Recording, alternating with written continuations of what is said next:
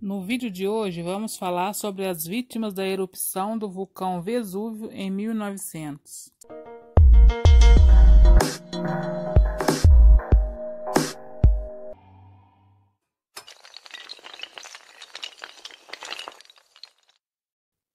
Hoje vamos falar como morreram as vítimas da erupção de Vesúvio há 1900 anos, segundo a ciência.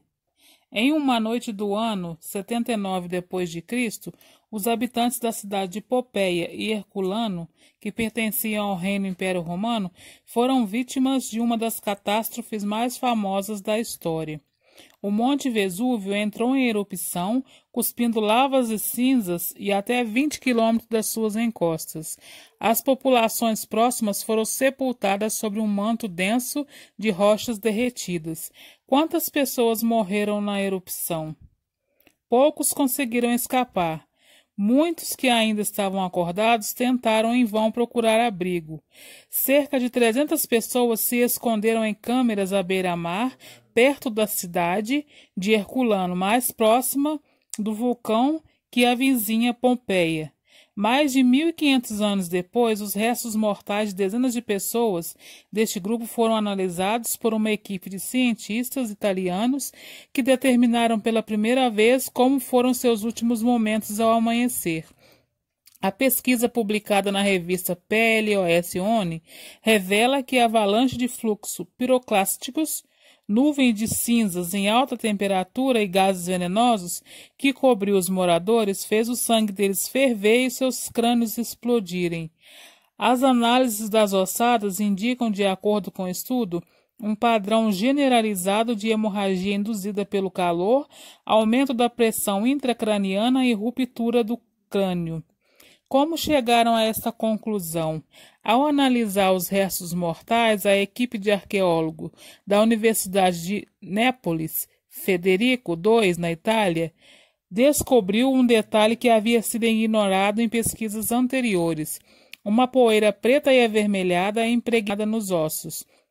Um estudo posterior do material, realizado por meio de espectroscopia de plasma, técnica de análise química, mostrou que os resíduos eram compostos principalmente de óxido de ferro, mas foi constatado que os restos mortais das vítimas não estavam em contato com objetos de metal.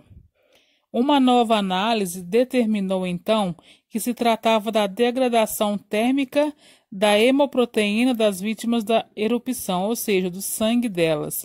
O estudo sugere, portanto, que as pessoas morreram devido à rápida evaporação dos fluidos corporais e tecidos moles, em decorrência da exposição ao calor extremo. Essa descoberta extraordinária está ligada aos crânios cheios de cinzas, o que indica que após a evaporação dos líquidos orgânicos, o cérebro foi substituído por cinzas, indica o estudo.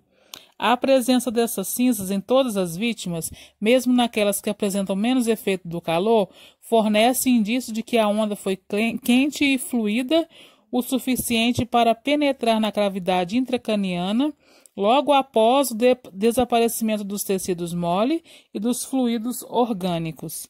De acordo com os pesquisadores, essa é a primeira evidência experimental que mostra a rápida evaporação de fluidos corporais e tecidos moles após a erupção do Vesúvio. E o que aconteceu com a Pompeia?